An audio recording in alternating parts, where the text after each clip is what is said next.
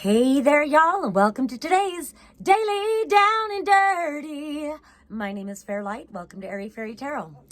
All right, y'all. So the theme today, the reading today, really seems to be about the personal journey of discovering your inner light, discovering your inner self-worth, self-love, value, all those sorts of things, discovering the changes that you create in your reality by going on this very personal journey. So like the overarching card to this reading is the Five of Water. And to me, this very much represents like the long dark night of the soul, being all stuck in darkness and you can't really find your way. And so you go within. The only place you can really go is within. And I don't know, I've been to these deep dark places. So and then you discover that inner light. And then once you connect with your own divine inner light, you instigate a flow of greater light coming in and through your experience. And this still isn't like the 3D. It's not so much like that, not at first anyway, but you instigate a flow that does seem to come from outside of you, but you're still in some sort of a very personal dimension of self and connecting with spirit. So it creates this flow. And so that's where that's about. And I feel like this is something that we have to refer to again and again and again throughout this process of self-discovery, self-evolution, taking back our love, taking back our power, taking back our self-worth, and really learning to speak our truth and truly valuing ourselves there. So then we go to the Five of Earth. Oh wait, no, this is the Six of Earth. Sorry, the Six of Earth and the Ten of Earth reversed. So I wanted to call it the Five because I feel like it's the same kind of message that I was gonna say. But you see how this is not the most abundant mindset as far as feeling sovereign. This is feeling yoked, literally, feeling yoked to outside paradigms, outside, and in some ways, I guess we all kind of feel yoked to this, or we all know this feeling very well, that in order to have any kind of abundance, we still have to shackle ourselves to some sort of outside authority, outside structures, whatever it is. We still have to be like a pack mule, a service animal of sorts, to receive. And I love that the key to these shackles is around this person's neck. And so that's it very much. And even where it's hanging, it's right there over the thymus. And I always have people, tap their thymus and affirm that prime reality is within. And so that takes us right back to this card. So and then we've got this Ten of Pentacles reversed, and you notice if this is upright, she's taking the mask off. She knows who the fuck she is, and she knows her abundance. This is earth energy, it's pentacles, it's seeds, it's abundance energy. So this being reversed, it's just this isn't quite being realized when you're still in this belief system, in this energy. When I was thinking this was a Five, I was going to go back to like a couple of years ago. It seemed like the theme of the summer was the Five and the Ten of Pentacles. And the way it went, I'm going to go ahead and tell it anyway, because, I can. The way of it went was like, say you go through your life, you live in a society where you are taught that you have to prove your worth. And you're taught to feel that you're unworthy and you need to feel guilty for any reasons, whether you're connected to a religion or not. And I feel that it's all religion underlying this, the patriarchal control paradigm of all that nonsense. So whatever it is. And so you go through life believing, and I love the tarot. It was so clever in this message because the tarot is a pretty deep tool for learning about yourself and the world that you create, the reality you manifest. So it'd never be so shallow to rate on a scale of 1 to 10, but that's exactly what the lesson was. If you go through life believing that you're a 5, then you can walk into a room where everybody says, you're a 10, you're a 10, you're a 10. But if you don't believe it, by the time you leave, everybody will be like, oh no, they were only a 5. What were we thinking? On the other hand, when you know that you're a motherfucking 10, when you know your 10ness, you can walk into a room where everybody's like, oh, that's a 5. That's a 6 maybe, whatever, but you're not beholden to anybody else's opinion. You know who the fuck you are.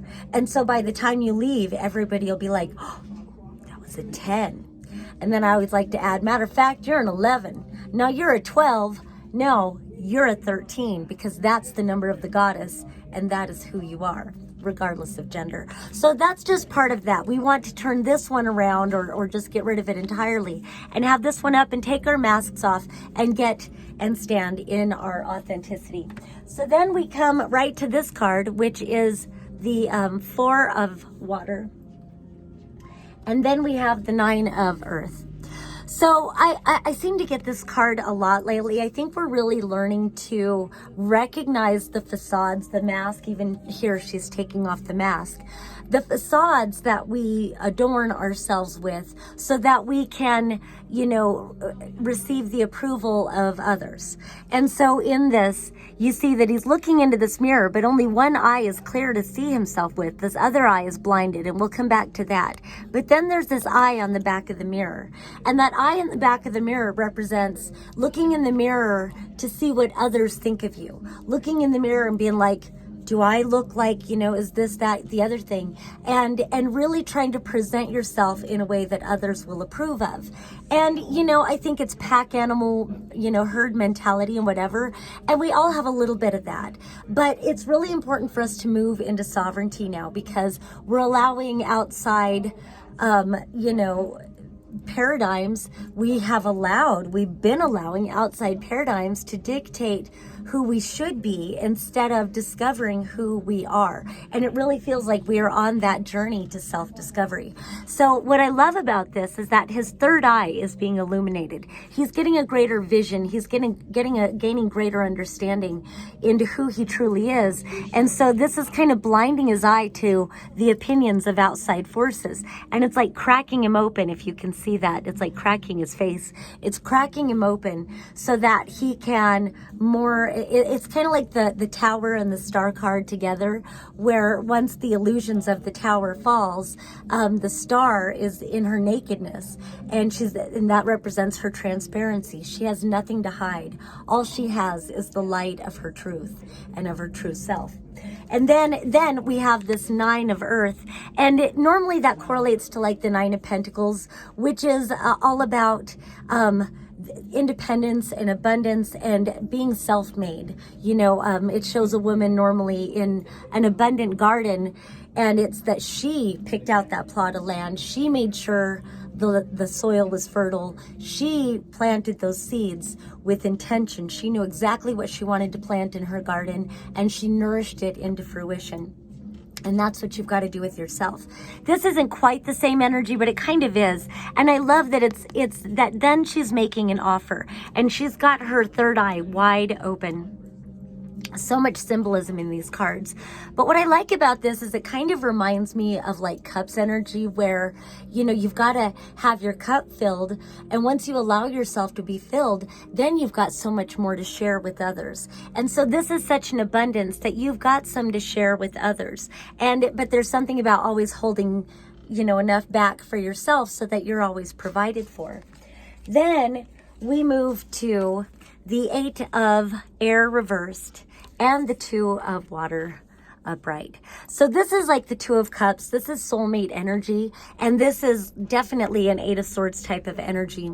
I kind of feel like, because this is such an internal journey, this whole reading, such a personal, you know, journey, that I don't really feel like this is about suddenly you're going to fall in love. It could be, and you know, I guess, you know, if you don't have the love of your life, a lot of us hope to find such a connection, and that would be beautiful. But I feel like this card, in light of everything else, this is about finding that connection with yourself, finding that beautiful, always having your back, not criticizing, not quieting yourself. So we go to this card, and upright, you see that they're trying to find balance by silencing themselves. They're stabbing themselves in the hands, trying to create an illusion of balance, but really it's like we just don't want to upset the other person by communicating our truth. And with this being reversed, I don't know, with this being reversed and then with this card upright, it just really feels like not holding your silence anymore. The more you allow yourself yourself to illuminate, you know, starting with this, the more you allow yourself to illuminate your own divine path, illuminate your own sovereign truth, illuminate your own creative, authentic expression. And, you know, others may not enjoy what you have to say. Others may not appreciate your truth. They may not feel comfortable with your truth. But as long as you love you, you know, as they say, at the end of the day, that's what really matters, is that you love you. You believe in yourself. You know that you have truth. You know that you are speaking with integrity. You know that you've got your back. All right, I've gone over time, so I'm going to go ahead and end it here. Peace and love until next time.